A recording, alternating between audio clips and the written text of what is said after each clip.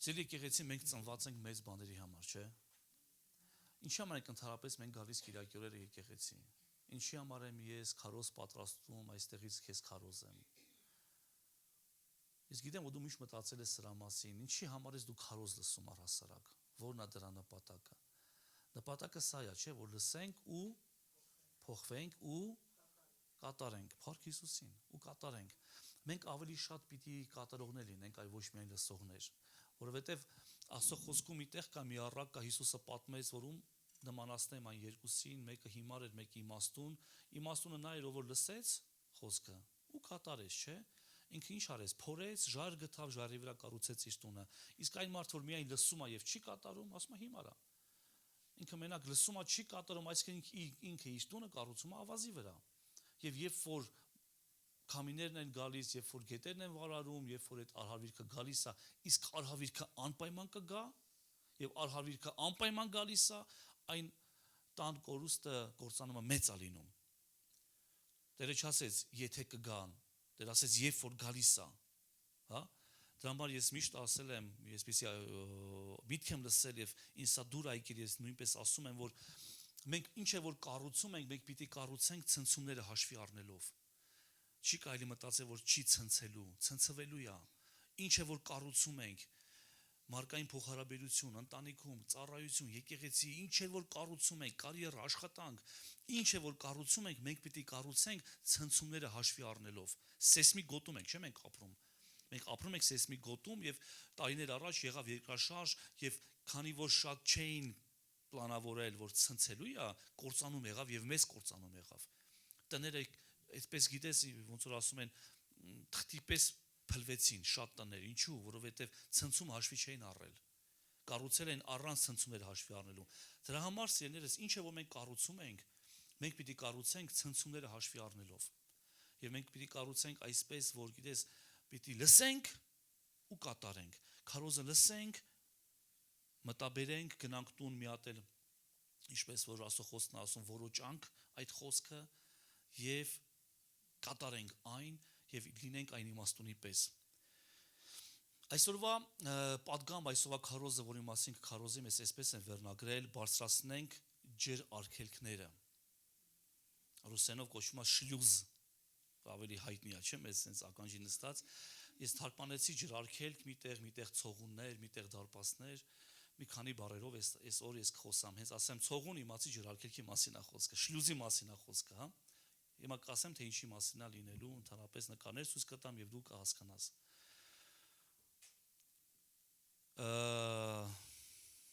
Շատ բան ունեմ ասելու, փորձեմ այս կար ժամանակի մեջ տեղավորվեմ իրականում։ Գիտես, որ գոյություն ունի այսպիսի մի հասկացողություն, ինչը կոչվում է լճացում։ Ինչն է լճացումը։ Երբ որ լցվում է ինչ-որ մի տեղ, վերցնենք ինչ-որ մի ջրամբար, հա։ Երբ որ լցվում է ջրամբարը, բայց այնտեղից ելք չկա, դա կոչվում է լճացում։ Երբ որ ինչ-որ մի բան ունի մուտք, բայց ելք չունի, այնտեղ լինում է լճացում։ Երբ որ մենք լցվում ենք, բայց միայն մուտք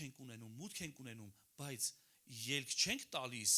սա լճացում է կոչվում եւ կարող է լինել եւ շատ հաճախ լինում է լճացում։ Վերցնենք ջրամբարը, հա, վերցնենք օրինակի համար առաջին նկարը կխնդրեմ, որ տեղադրեք, առաջին նկարը սա ճահիճն է։ Ինչն է ճահիճը։ Ճահիճը միայն վերցնել գիտի։ Ճահիճը միայն վերցնում է, բայց չի տալիս եւ այնտեղ լինում է լճացում, թարմություն չի գալիս։ Սա ճահիճ է օրինակի համար։ Բոլոր տեսած կլինեք ճահիճ, հա։ Ով է երբևիցե իր ընտանիքը վերցրել գնացել է ճահիճի ափին հանգստանալու։ Չենք անում, չէ՞ դա։ Մենք չենք սիրում ճահիճները, ինչու՞։ Տհաճ հոտ է գալիս։ Գորտերը, ռուսական մի հետարքիր մուլտֆիլմ կա, ասում է «Там водяной, там леший бродит»։ Լսել եք, չէ՞ դա։ Այսենց գորտերի ձայներ, չգիտեմ, տհաճ է այնտեղ։ Մենք մոծակներ, որոնք խայթում են, կծում են, որտեղից է սա առաջացել, այն միայն վերցնել գիտի։ Ճահիճը միայն վերցնում է, այն չի տալիս։ Եվ սա կոչվում է լճացում։ Ինչ է Իրանից ներկայացնում ցողունը կամ շլյուզը, հաջորդ նկարը կխնդրեմ, որի մասին այսօր խոսելու եմ։ Ինքը զսպող մի բան է, երբ որ ջուրը լցվում է, տեսեք, ջրամբար, ի՞նչ է ջրամբարը։ Մի վայր, որտեղ ջուր է հավաքվում, եւ տեսնում եք, այնտեղ միգուցե չեք տեսնում, բայց այնտեղ կան շլյուզ կոչվածները, ջր արգելքները, որոնք արգելում են այդ ջրերը դուրս գան այդ ջրամբարից։ Այս ջուրը հավաքվում է որոշակի կամ կոնկրետ նպատակի համար։ Հավաքվում է որպեսզի օրինակի համար, հիմնականում այսպիսի ջրամբարները կառուցում են, որպեսզի արտադրեն էլեկտրաէներգիա։ Հետո ջուրը բաց են թողում եւ արտադրում են էլեկտրաէներգիա։ Այսինքն ցողունները, այս ջր արգելքները ունեն կոնկրետ նպատակ, ստեղծված է կոնկրետ նպատակի համար։ Բայց գիտես, այն օրհնությունն է, երբ որ այն աշխատում է։ Այս ջրարգելքը օրհնությունն է, երբ որ ինքը փակվում է հավաքելու համար, եւ երբ որ գալիս է ժամանակը, ինքը բացվում է, որպեսզի բաց թողնի իրանից այդ ջուրը։ Բայց երբ որ այս ամբարում փչանում է այդ շլյուզը, ցողունը, ինքը սկսում է վնասել իր շուրջը։ Դու պատկերացնում ես, ինքը միայն վերցնի, սա գետի արդյունքում է, սա հոսքի արդյունքում է ստեղծվում։ Այս ջրամբարները կառուցում են գետերի վրա, երբ որ միշտ ջուր է գալիս։ Գիտես, եկեղեցին ինքը մի վայր է, որտեղ միշտ թարմուց, միշտ ջուր է գալիս։ Մենք վերցնում ենք աղոթելու ժամանակ, կա կարդալու ժամանակ, կա եկեղեցի գնալու ժամանակ, կա աստվածաշնչյան դպրոցում սովորելու ժամանակ։ Մենք լցվում ենք։ Սա կոչվում է գետի մոտ կառուցված մի ջրամբար, եկեղեցին։ Եվ երբ որ մենք վերցնում ենք, լցվում ենք Աստծով, Սուրբ Հոգով, աղոթքով, զորությամբ, ու եթե փչացած է մեր այս շլյուզը, ցողունը, ինքը սկսում է լցվել եւ վնասել շուրջ եղած մեր բոլոր բնությունը, մարդկանց եւ այլն։ Անցած Կիրակի ես խոսում եի բամբասանքի մասին, հիշում ես։ Գիտես, երբ որ մենք միայն լցվում ենք եւ չենք հոսում եւ գնում տալիս կոնկրետ նպատակի համար, մենք սկսում ենք մեր շուրջը վնասել։ Բնությունը սկսում է վնասվել։ Դա կոչվում է հայերենով զատոպ։ Ոնց է զատոպ հայերեն, չգիտեմ, խեղդվում է ամեն ինչ, շուրջը, կորում է բնությունը, ծառերը, չգիտեմ, փչանում են, տները կործանվում են։ Այսպես է լինում, երբ որ մենք միայն լցվում ենք զորությամբ, հալելույա, եւ մենք չենք կատարում այն, ինչի համար մենք լցվում ենք։ Երբ որ Տերը լցնում է մեզ իր հոգով, կոնկրետ նպատակի համար է չէ լցնում։ Ու եթե Աստված մեզ դադարել է լցնել, ինքը այնքան բարի Աստված է, որ ասում է, գիտես, եթե քեզ շարունակեմ լցնել, դու քո շուրջն ես վնասելու։ Դու այնքան ես բարձրանալու, որ քո շուրջը վնասվելու է ամեն ինչ։ Դամար ինքը ասում է, արի չլցնեմ։ Իսկ որ անոթն է Տերը հիմնականում լցնում, ով որ վերցնել գիտի եւ տալ գիտի։ Որ անոթն Աստված միշտ թարմության մեջ պահում, ով է թարմ ծառայողը, ով որ միշտ վերցնում է եւ տալիս է։ Դու կասես թող միայն ծառայողը մենակ այստեղ ծառայությունը չի, ծառայելը ամեն մեկիս գործն է։ Աստծո պիտի ծառայի ամեն մեկը, ով որ վերստին ծնունդ ունի։ Յուրաքանչյուրը կանչված Աստծուն ծառայի։ Ոնց? Քո տան մեջ, քո շրջապատում, աշխատանքի վայրում, որտեղ որ դու կաս, դու պիտի ծառայես Աստծուն, ոնց? Լույս լինելով, աղ լինելով, բարեխոսելով մարդկանց փրկության համար։ Այս տարի հռչակվել է արթնության տարի ամեն։ Հա? Արթնության տարի, բա ոնց է լինելու արթնությունը, ասեմ ոնց է լինելու։ 2 շաբաթ առաջ, երբ որ այստեղ աղոթում ենք աղոթքի ծառայության ժամանակ, շաբաթ օրը, ես հստակ սրտումս հասկացա, ստացա, թե այս վերջի արթնությունը ոնց է լինելու։ Այն նման չի լինելու ոչ մի արթնությունների, որ մենք լսել ենք երբևիցե։ Եկեղեցին ունի պատմություն, եկեղեցին ունի կոնկրետ պատմություն, որ եղել են արթնություններ։ Գիտես ոնց է եղել արթնությունը։ Մի հոգի քարոզել է, 1000 հոգի լսել է։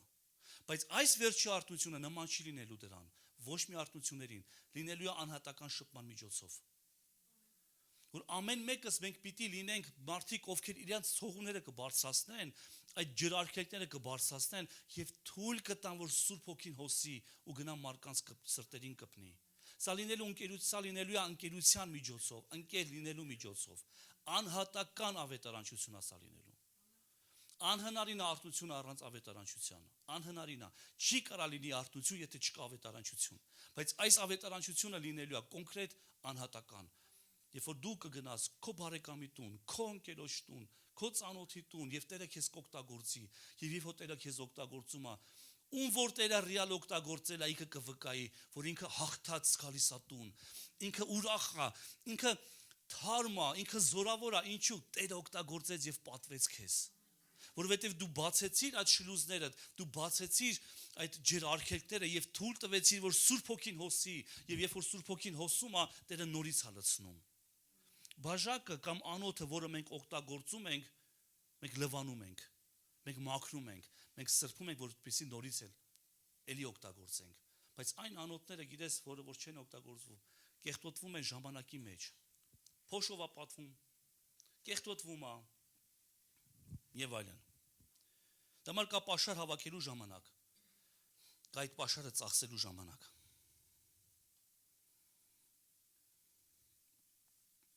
Աստված չի փնտրում իդեալական անոթներ, այլ նա փնտրում է բաց անոթներ, ով կվերցնի ու կտա։ Նորից կրկնեմ այս միտքը, Աստված չի փնտրում իդեալական անոթներ, երբ որ դու կլինես իդեալական քրիստոնյա, երբ որ դու կլինես սուպեր քրիստոնյա, երբ որ դու ոչ մի մեղք եւ մեղքիկ չես ունենա, երբ որ դու վրիպումներ չես ունենա, Աստված նման անոթներ չի փնտրում, այլ Աստված փնտրում է բաց անոթ, ում կկարողանա օգտագործի։ Վերցնենք օրինակի համար առաքյալներին, որ մի առաքյալն էր իդեալական։ Պետրոսը, ով որ համարվում էր եկեղեցություն, նա արդեն Պետրոսն էր, եկեղեցությունն էր, բայց նա, գիտես, Գաղատացիների նամակի մեջ գրված, որ նա, երբ որ տեսա, որ եկան Հակոբի շրջանակից մարդիկ Երուսաղեմ եկեղեցուց, նա հետ կանգնեց, ասեց, ցույց տվեց, որ ես հեթանոսների հետ հաշ չեմ ուտում, չեմ կիսում։ Եվ կեղծավորեց, եւ նրա կեղծավորությանը նույնիսկ Բարնաբասը մասնակցեց եւ շատ եղբայրներ, նա իդեալական անոթ էր, ոչ, նա բաց անոթ էր։ Նա բաց էր, հետո գնաց եւ ապաշխարեց։ Պողոս նրան հանդիմանեց, ասեց, գիտես, եթե դու հրեա ես, հրեայի պես չես ապրում, բա ինչ ես ուզում մնացածից, նա հանդիմանվեց եւ ապաշխարեց։ Պողոս առաքյալն էր իդեալական, թե Հովհաննեսն էր իդեալական, ոչ ոք իդեալական չէր, ոչ մի մարդ իդեալական չի, բայց Աստված ունի անոթներ, ում որ կոնկրետ օգտագործում է։ Իսկ կան անոթներ, որ չեն օգտագործում, ինչու՞։ Աստված բարի է, Աստված հավատարիմ, Աստված արդար է, նա փնտրում է ոչ թե իդեալական, այլ բաց անոթներ։ Բ Տիմոթեոս 2:2 Ինչ է ասում Պողոս առաքյալը իր աշակերտին, իր Քրիստոսով որդուն Տիմոթեոսին ասում է, այն ինչ ինձանից լսեցիր, բազում վկաների ներկայությամբ, հավատարիմ մարդկանց ավանդիր, որոնք ընդունակ են ուրիշներին է սովորեցնել, դասական մի հրաշալի օրինակ։ Ինչ որ լսեցիր, փոխանցի։ Ինչ որ ինձանից վերցրեցիր, ինչ որ լսում ես Կիրակի օրը քարոզը, ինչ որ դու ինչով լցվում ես, ավանդիր, մի պահիր քո ներսում։ Տուր, բաժնեկցիր։ Կիսվի մարդկանց հետ։ Դու կասես, բա որ չլսի, իսկ բա որ լսի։ Իսկ բա որ լսի ու փոխվի։ Դու կասես 2-ին 3-ին քարոզել եմ չի լսել, բա որ 4-րդը լսի։ Մի իմաստություն եք ես սովորեցնեմ։ Տան մեջ իրավունք չունես շատ քարոզես Աստծո խոսք։ Քո աշխատանքի տեղը իրավունք չունես շատ քարոզես Աստծո խոսք։ Դու կասես, բա ո՞նց անեմ։ Քո կյանքով ապացուցիր, քո կյանքով ցույց տուր լույսը։ Այս լույսերը, գիտես, կարիք չունեն ապացուցեն, որ մենք իրանց կարիքը ունենք։ Իրանք չեն գոռում, չեն բղավում, չեն համոզում որ մենք իրանց միացնենք։ Մենք միացնում ենք, որովհետև մենք նրանց կարիք ունենք։ Մենք տեսնում ենք, որ նրանք լույս են եւ մենք օգտվում ենք նրանցից։ Լույսը երբեք չի գոռա ես լույս եմ, ինձ օգտագործիր, ես լավն եմ։ Աղը երբեք չի համոզի քեզ, երբ որ գնում ես խանութ, ինչ-որ մի բան գնելու, երբեք չի համոզի քեզ գնիր ինձ։ Երբևիցե տեսել ես գովազդեն աղ հերոստացույցով։ Ասենք Ավանի աղի հանքի աղ գնիր ինձ։ Երբեք նման գովազդներ մենք չենք տեսել, չէ՞, ու չենք լսել, ոչ ռադիոյով, ոչ հերոստացույցով, բա ինչու են գնում աղը։ Մենք դրա կարիքը շատ ունենք։ Կարիք չկա, որ աղը իրեն գովազդի։ Կարիք չկա, որ մենք մեզ գովազդենք։ Մենք պիտի ուղակի լինենք աղ եւ լինենք ուղակի լույս եւ մարդիկ կձգտեն դեպի քեզ։ Եվ սա դասական օրինակ ինչ որ լսում ես, բաժնեկցիր, տուր, կիսվիր։ Այսինքն բարձրացրու ջրարգելքներդ։ Այսինքն կիսվիր, տուր, քո շլուզները բարձր պահիր։ Թույլ տուր, որ Աստված կպնի մարդկանց։ Գիտես, երբ է եկեղեցին աճում։ Երբ որ սկսում է խոսել, քարոզել դրսիններին, այս ժամանակ եկեղեցին աճում է։ Բայց հիմնականում եկեղեցիները դարձել են մի վայր, երբ որ մարդիկ իրար են քարոզում։ Մենք սկսել ենք ավելի շատ իրար քարոզենք, այլ ոչ թե դուրսը քարոզենք։ Դրա համար հովիվը 3 տարի առաջ դեռ սա ստացել էր կամ 4 չեմ հիշում։ Եկեղեցի առանց պատերի, արթնություն առանց դեմքերի, առանց դեմքեր չի լինելու ոչ մի դեմք, չի ասի օրինակի համար Բենիհին եկավ եւ արթնություն բերեց։ Չի լինելու, այդպես դեմքեր չեն լինելու։ Այլ եկեղեցի առանց պատերի, երբ որ մենք պատերը ուղակի կվերացնենք, հոգևոր աշխարհում պատեր, արգելքներ, եւ եկեղեցին առանց դեմքերի, որ չեն ասի, «Էս ինչի քարոզով ինքը փրկվեց»։ Իհարկե ավետարանչությունը, երբ որ մենք ավետարանչություն անենք, անձնապես, այսպես ընկերություն անենք, անհատական անենք ավետարանչություն, ինդիկատորը կլինի նա, որ եկեղեցիները կլծվեն։ Եկեղեցու մարդիկ, նոր մարդիկ կգան։ Սա գրված է, որ Տերն էր ավելացնում, չէ՞, փրկվածների թիվը եկեղեցու վրա։ Ինչու էր ավելացնում, որովհետև մարդիկ կոնկրետ որակի մեջ էին։ Քրիստոնյաները որակ ունեին այդ ժամանակ։ Կարդա Գործ Կարաքելոց 2-րդ գլուխ։ Ես տնային աշխատանք։ Եվ երբ որ Տերը գնում էր կոնկրետ հանձնարարական տվեց, գնացեք ամբողջ աշխարհում եք բոլոր արարածներին ավետարան քարոզեք։ Մարկոսի 16-15-ից։ Բոլոր արարածներին, բոլորին մի խտրականություն դիր, սրան կքարոզեմ, սրան չեմ քարոզի։ Ես քեզ ավելին ասեմ, այն մարդիկ ում կարծում ես, որ ինքը երբեք խոսք չի լսի, ինքը առաջինը կարա լսի։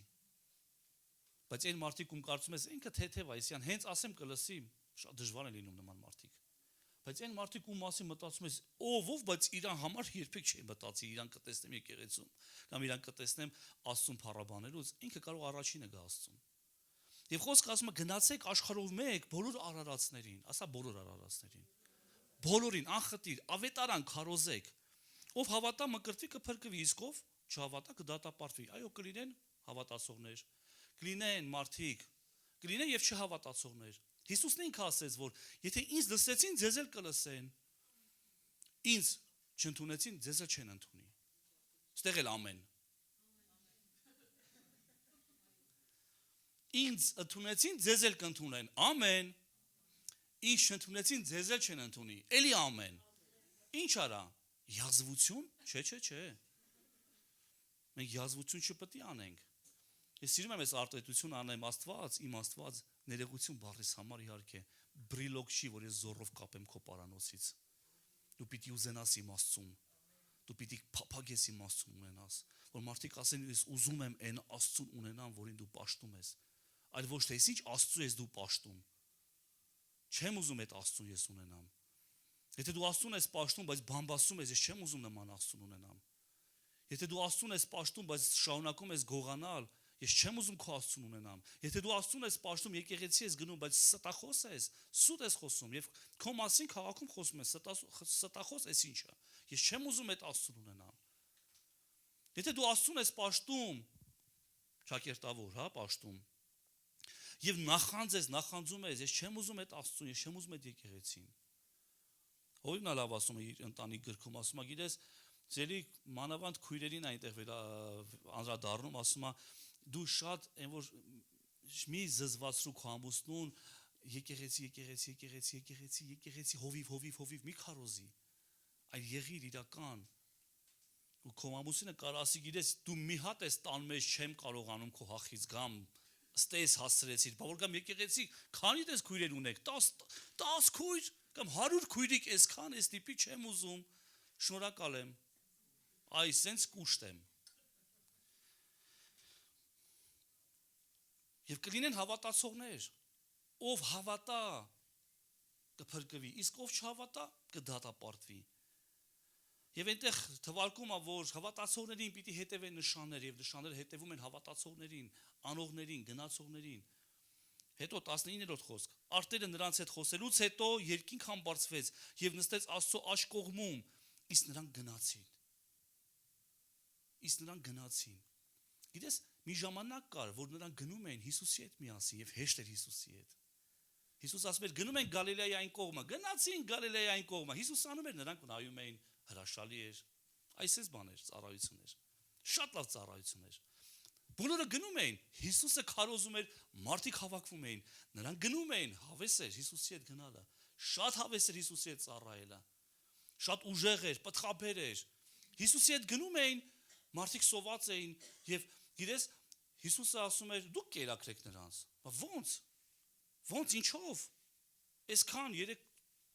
կամ չեմ 300 դինար կարծեմ գումար է պետք, որ մեկ կերակրենք կամ գնանք ինչ-որ մոտիկ տեղից առնենք։ Հիսուս ասեց՝ դուք կերակրեք։ Այդտեղ հայտնվեց մի պատանի,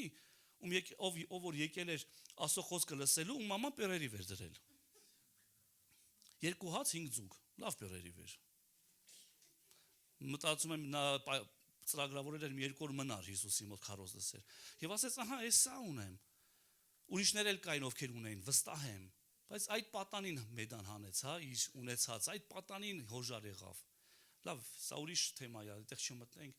Եվ Հիսուսը բազմացրեց, Հիսուսը չէ բազմացրեց։ Հետո Հիսուսը վերցրեց, բազմացրեց աշակերտներին, աշակերտները բաժանեցին։ Հեշտ է բաժանել այն, ինչ որ Հիսուսն է բազմացնում։ Հիմա փորձեք դուք բազմացրեք։ Հեշտ է գնալ, երբ որ Հիսուսը գնում էր ջրերի վրայով քայլում էր, եւ Պետրոսն էլ գնաց ջրերի վրայով։ Հեշտ էր, երբ որ Հիսուսը կար։ Բայց երբ որ Հիսուսը համբարձվում է, քո տեսադաշտում չկա, եւ նրանք գնացին, այստեղ դժվար է։ Դժվար է։ Գիտես, դժվար է բարձրացնել այդ շլուզները, այդ ցողունները եւ վստահել։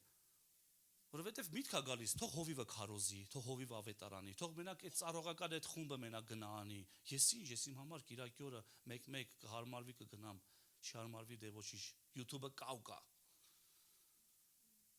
Իմ ուզածով քարոզիչներ կընտրեմ։ Ու գիտես գրված է, իսկ նրանք գնացին եւ քարոզում էին ամենուր։ Ամենտեղ նրանք քարոզում էին, նրանք բարձրացրել էին իրենց ցողունները եւ թույլ են տվել, որ Աստված ուղակի գնա ու կպնի, հոսի, գնա ու մարդկանց սրտերը փոխի, կյանքերը փոխի։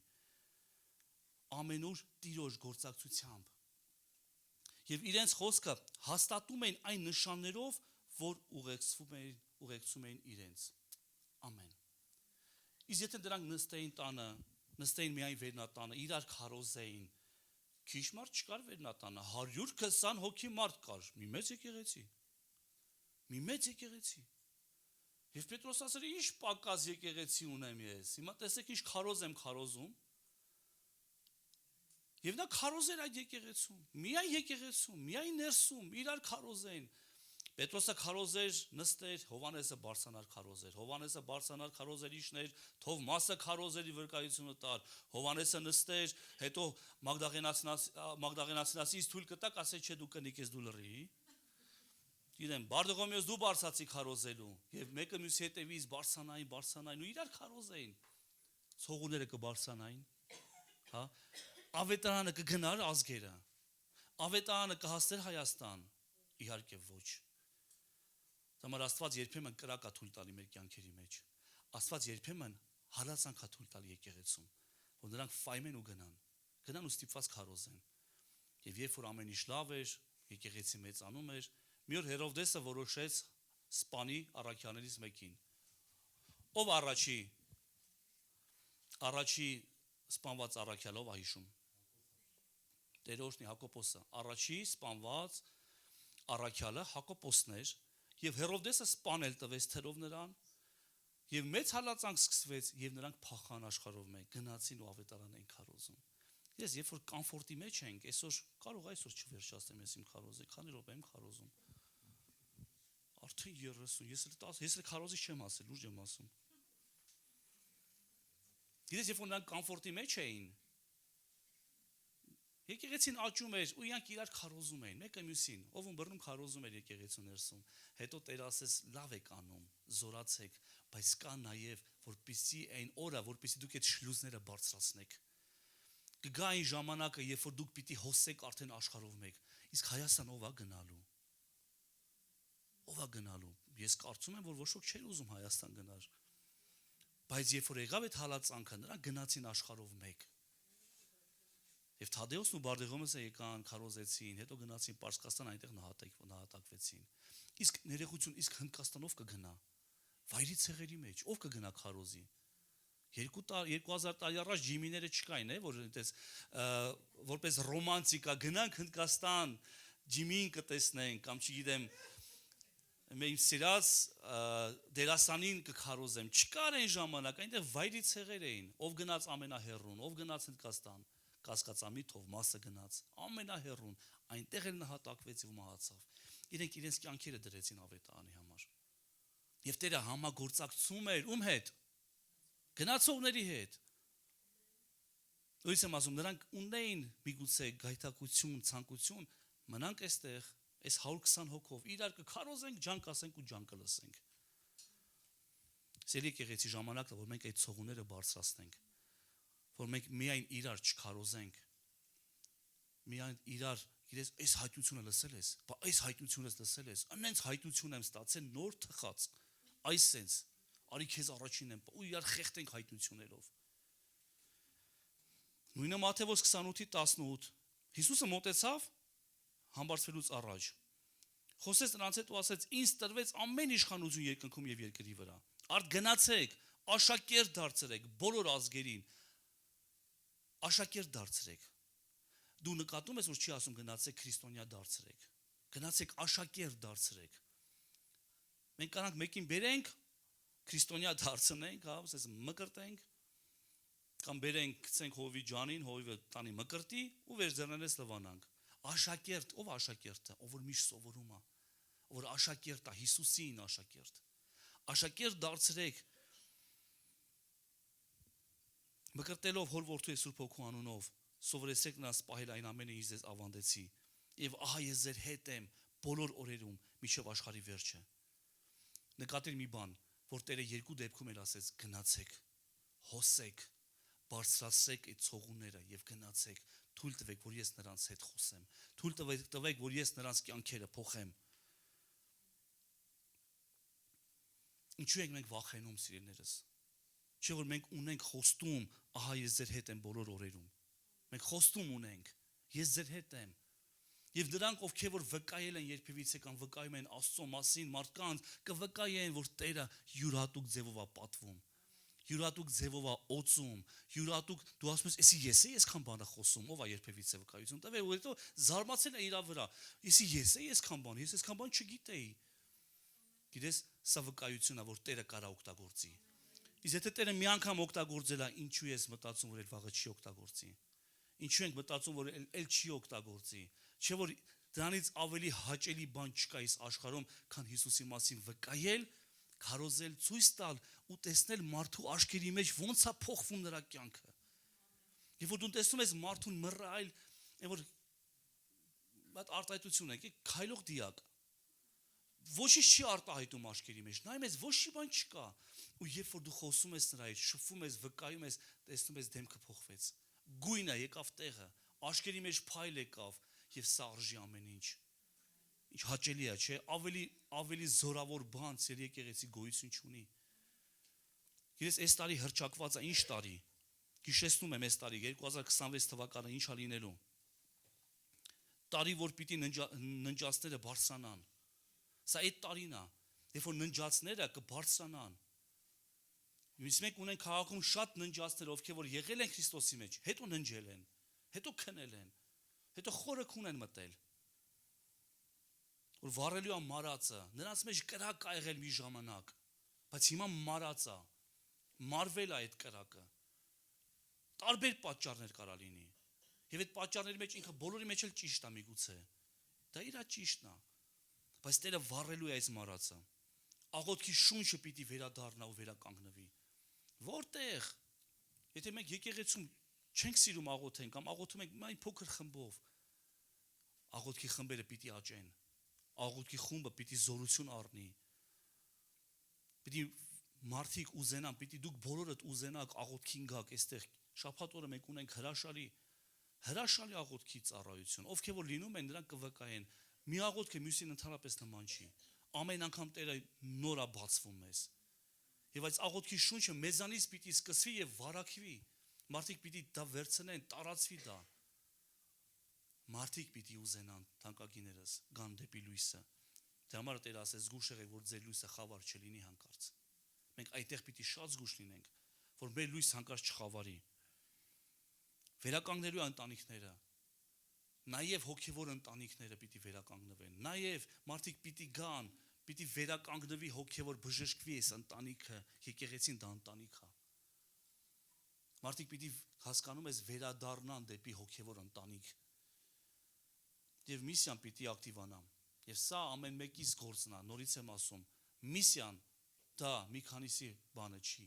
այլ միսիան դա ամբողջ եկեղեցու ծառայությունն է, անհատական ավետարանչություն։ Եվ մեր քաղաքում կան այս ննջածները, ովքեր որ քնել են, նրանց արթնացնել է պետք։ Հարց, իսկ քնածը կարա քնածին արթնացնի, ինչ ես կարծում։ Կարա, մենակ խռոցով, ասես խռոցով։ Քնածը քնածին կարա արթնացնի, մենակ ավելի խորը քուն մտնելով։ Այս որ կարա խռսնելով, այս զահլես տարա թող քնեմ էլի։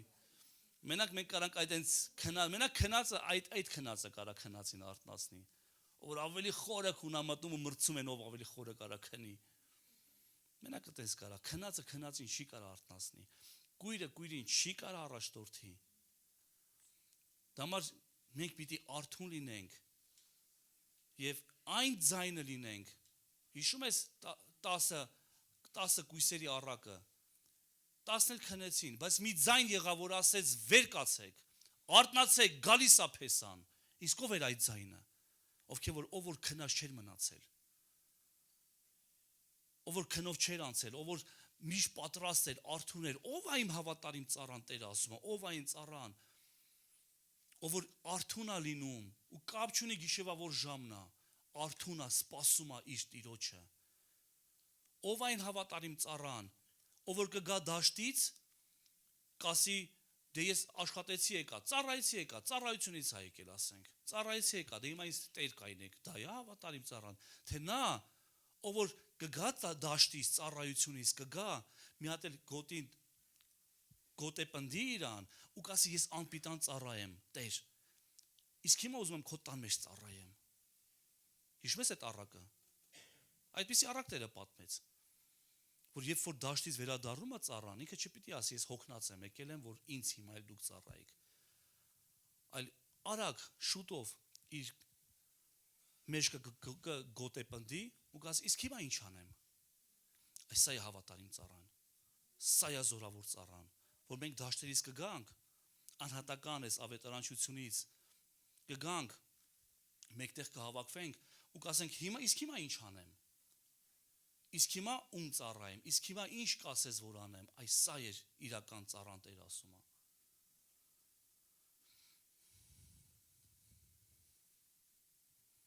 Մենք պիտի բարձրացնենք մեր ցողունները, մեր շիրուզները, մեր ջր արգելքները եւ թույլ տանք, որ Տերը հոսի ու կպնի մարդկանց կյանքերին։ Թույլ տանք, որ Աստված ինչի համար որ ստեղծել է եկեղեցին, օգտագործի։ Իսկ Աստված ստեղծել է եկեղեցին կոնկրետ նպատակի համար։ Եթե Աստված մեզ ստեղծել է, Աստված կյանք է տվել այս եկեղեցուն, ինքը նպատակ ունի։ Ես խոսում եմ, դեռ միայն խոսում եմ միայն այս մեր կյանքի խոսք եկեղեցու մասին։ Այս եկեղեցին Տերն է ծնել, այս եկեղեցուն Տերն է կյանք տվել, այս եկեղեցու համար Տերը տեսիլք ունի։ Որ մենք ոչ թե միայն կիրակի օրերը հավաքվենք եւ պուպուշ քարոզներ քարոզենք, իրար լսենք, դա էլ է պետք։ Որ ոչ միայն մենք հավաքվենք կիրակի օրերը, այն որ կիսվենք իրար հետ, դա էլ է պետք։ Մեկտեղ հավաքվելը չթողենք, դա այն որ առաջի տեղում է, բայց նաեւ թանկագիներս, մենք պիտի թույլ տանք Աստծուն, այն ինչի համար որ ստեղծել է Տերը, ծնել է այս եկեղեցին, մենք պիտի թույլ տանք, որ Աստված դա անի։ Իսկ դու գիտես, որ Աստված մեր վրա մանդատ է դրել։ Դու գիտես դրա մասին։ Իմացիր, եթե մոռացել ես, հիշիր, Աստված մանդատ է տվել այս եկեղեցուն, արթնության մանդատ։ Իսկ ինչ գիտես, միգուցե շատերը մեզ են սպասում։ Իսկ ինչ գիտես, միգուցե շատերը հենց քեզ են սպասում, որ դու կգնաս։ Շատ քնածներ կան։ Հիշում ես աղոթքի մարաթոնի ժամանակ, ովքեր որ կային, կհիշեն, որ մենք աղոթում ենք Եզեկիել 37-րդ գլխի համաձայն, որ կայ չորացած ոսկորներ, եւ այդ ոսկորները շատ էին, բազում էին, եւ Աստված հանեց մարգարեին, ասում է գնա տես, ինչ ես տեսնում, չորացած ոսկորներ, մարգարեացիր, խոսա, իշխանությունը քո շուրթերի վրա է, իշխանությունը սիրելիս մարդի որդու շուրթերի վրա է, որ մենք պիտի խոսանք, արթնացնենք, ձայնը լինենք, ձայն չունեցողի համար, խոսա, մարգարեացիր, մի լռի, մի նայի ոսկորը չորա, մի նայի շատա, բազումա, բազմաթիվա, մի նայիր, եթե մենք նայենք և ապրենք երևույթով, մենք ոչինչ չենք անի, դամար Տեր ասում է մարդի որդի, մարգարեացիր, բաներ կա, որ դու պիտի անես, բաներ կա, ես պիտի անեմ, գիտես, նորից հիշեցնեմ Կորնելիոսի դարձը, ով այշում առաջի հեթանոս, մարդուն, ով որ դարձի եկավ, Գործք Առաքելոս 10-րդ գլխում, 9-ից է սկսվում կարծեմ, մի մարդ կար, Մակեդոնիայի գնդից, հարուրապետ, այսինքն հիմիկվա, հանով չգիտեմ, մայոր էր, փոխգնդապետ էր կամ գնդապետ էր, նա աղոթք էր անում իր տանը, և Աստծո հրեշտակը եկավ, ու ասես Կորնելիոս, քո աղոթքը և քո ողորմությունները բարձրացան դեպի Տերը, ահա մարդ ուղարկիր Կաշեգոր Սիմոնի տուն, կանչիր Սիմոն կոչված Պետրոսին, նա քեզ կասի խոսքեր, որով կփրկվես դու, նա կասի, ինչա, հրեշտակը չգիտեր այդ խոսքերը, թե հրեշտակը անտեղյակ էր ավետ անի մասին, հրեշտակը լավ էլ գիտեր, լավ էլ տեղյակ էր, բայց ինչու նա չքարոզեց, ինչու նա չասեց այդ խոսքերը, որովհետև մարդի որդին պիտի դա անի, մարդի որդին պիտի մարգարյանա, մարդի որդին պիտի քարոզի, Պետրոսները պիտի գնան Կորնելիոսներին դարձի բերեն, և հրաշալի մի տեղ ասում է, և երբ որ Պետրոսը գնաց, նա հավաքել էր իր ամբողջ տունը, ընտանիքը և սպասում էր, գիտես, երբ որ մենք աղոթքի մեջ լինենք, Աստված այդ մարդկանց կբարձրացնի և մի ամբողջ գերդաստան քեզ սկուտեղի մեջ կմատուցի, սկուտեղի վրա կմատուցի քեզ, և երբ որ դու բացես քո շուրթերը և սկսես խոսել Աստծո խոսքը, Աստծո հոգին չի կարա չթափվի, և գրված է ամբողջ տունը սկսեց նոր լեզուներ խոսել, ամբողջ տունը փրկության եկավ, և բոլորը ջրով մկրտվեցին, նույն օրը փրկություն եկավ այդ տան մեջ, որտեղից սկսվեց Կորնելիոսն էր աղոթում, բայց Պետրոսն էր պարապ չէր, Պետրոսն էր այնտեղ վենատան էր աղոթում, Կաշեգոր Սիմոնի տանը, նա աղոթքի մեջ էր, և հափշտակություն եղավ, հրեշտակն եկավ ասեց, ահա քեզ սպասում են մարդիկ, գնա, նրանց հետևից գնա, և դա վեր էր Պետրոսի մտածելակերպից, ես հրյաս գնամ հեթանոսների տուն, այո, այն ինչ որ Աստված սրբել է, պիղծ չհամարես,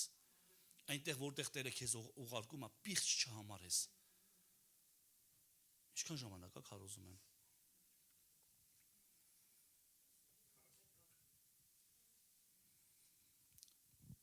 որպեսի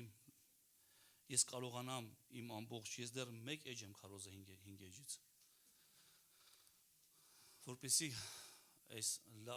անդրադառնանք այն բուն քարոզին, ես դեռ քարոզին չեմ անդրադարձել, ես առաջարկում եմ հաջորդ կիրակի մենք շարունակենք այս թեման, որտեղ սա շատ կարևոր թեմա է, արագ չանցնեմ, արագ չգնամ, բայց տանը անպայման կկարդաս Եզեկիելի մարգարեություն 47-րդ գլուխ, առաջի 9 խոսքերից ես քարոզելու եմ այստեղից, և անպայման դու, ես վստահ եմ, որ դու մի շինություն կառնես, սա այն տեղն է, որ Տերը տանում է մարգարեին հենց ջրերի մեջ, հենց ջրերի մոտ, և այդտեղ մենք կտեսնենք, թե ոնց է մարգարեի կյանքում ջուրը կամաց բարձրանում, գարշապարից մինչև ծունկերը, ծնկից մինչև մեջքը, մեջքից մինչև լողելու չափ ջրեր, և սա քրիստոնյայի կյանքի էտապներն են, սա մի էտապ է, գիտես, որտեղ որ մենք սովորում ենք վստահ ենք արդեն Աստծուն, սա մի էտապ է, որ մենք դուրս ենք գալի կամֆորտից, գարշապարից, սա կամֆորտի կյանքն է, և գնում ենք դեպի ծնկները, 1000 քայլ, 1000 կանգուն, հեշտ չի, Էտապից էտապ անցնելը հեշտ չի, որտեվ 1000 քայլ ես անում, դա ժամանակ է։ Գարշապարը գիտես որն է, երբ որ մարդը կոմֆորտի մեջ է։ Կոմֆորտ է, լավ է, բայց մենք պիտի կոմֆորտից դուրս գանք։ Եվ մենք պիտի կարողանանք գնանք դեպի այնպիսի ջրեր գրված է, որ արդեն չէր կարա քայլելով անցնել, արդեն ես պիտի լողայային։ Ում որ ես երբևիցե լողալ եմ սովորացրել, ես մի բան եմ նրան ասել, վստահիր քեզ ջրերին,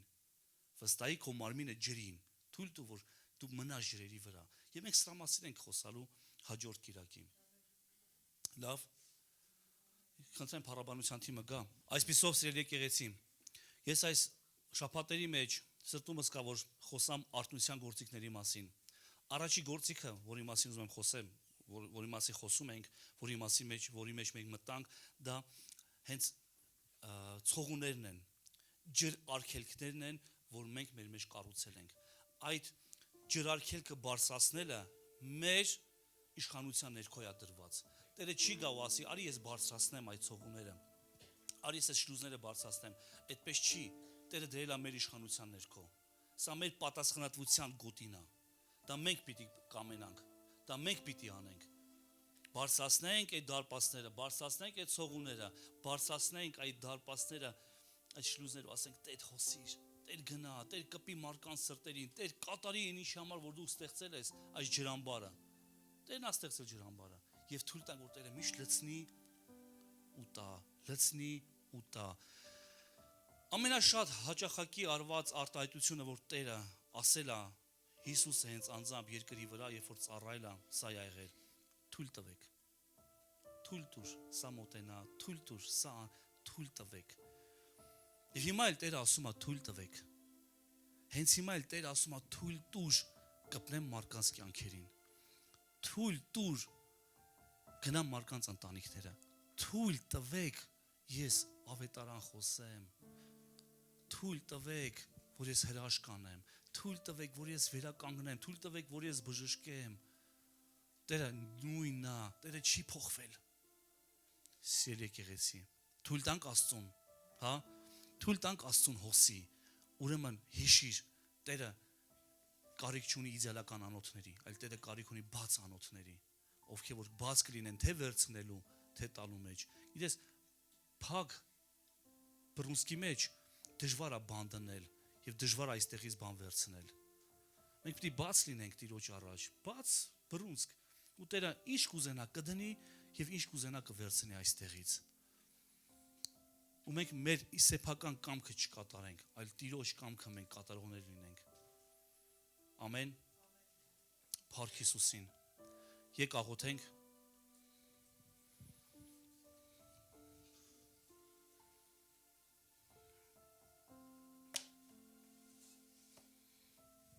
Եթե դու մեկն ես,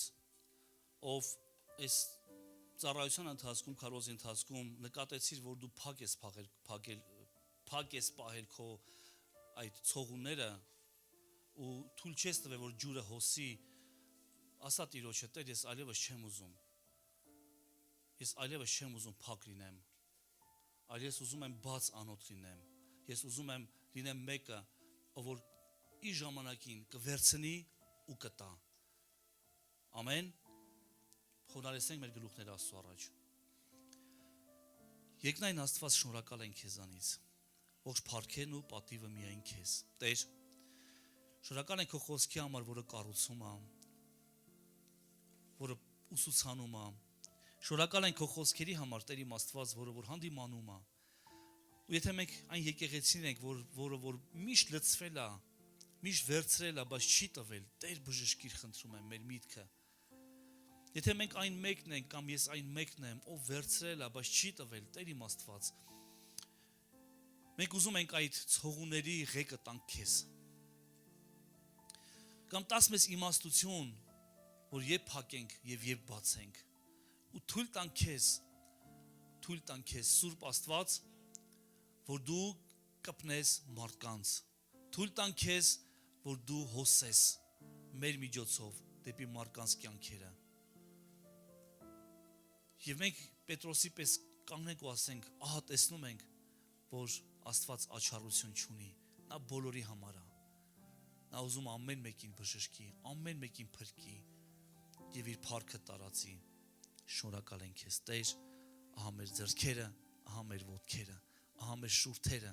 մեր ակաժները, մեր աշկերը, մեր միտքը, մեր սիրտը, մեր ամբողջը, մեր հոգին, շունչը եւ մարմինը, Տեր, մենք քեզ ենք տալիս եւ ուզում ենք անարատ պահենք միջև քո վերադարձը, միջև որ դու կգաս։ Եվ փառք լինի քեզ, Հավիտյանս Հավիտենից, Հայր, Որդի եւ Սուրբ Հոգի։ Ամեն, ամեն։ Հաջորդ կիրակի կշարունակեմ այս թեման հաստատ հետաքրքիր լինելու եւ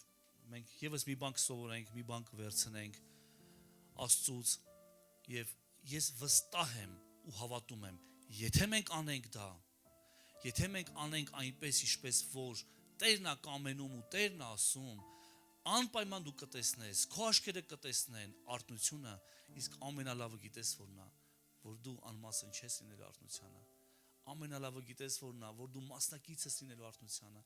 Ամենալավը գիտես որն է, որ դու լինելու ես այդ արթնության էպիկենտրոնում։ Մենք երբ որ գնանք Տիրոջ մոտ, Տերը կասի ապրես, բարի եւ հավատարիմ ծառա, ապրես։